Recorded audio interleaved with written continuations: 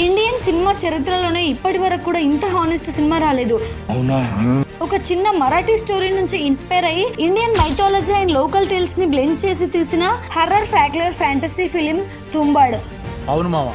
1993లో doctor Rahi Anil Barve గారు ఈ స్టోరీని రాయడం స్టార్ట్ చేస్తే 1997కి ఫస్ట్ డ్రాఫ్ట్ అనేది కంప్లీట్ అయింది. 7 ప్రొడక్షన్లో రిజెక్ట్ అయ్యి ఈ సినిమా 3 సార్లు స్టార్ట్ అయ్యి ఆగిపోయింది. ఫైనల్గా 2012లో షూట్ స్టార్ట్ చేస్తే 2018లో బిగ్ స్క్రీన్ పైకి వచ్చింది. సినిమాలోని సీన్స్ అన్ని కూడా రియల్ రెయిన్ లోనే తీయాలి అని అనుకున్నారు. ఎవ్రీ ఇయర్ రెయిన్ సీజన్ కోసం వెయిట్ చేసి మరీ షూట్ చేయడంతో సినిమా కంప్లీట్ అవడానికి 6 ఇయర్స్ పట్టింది.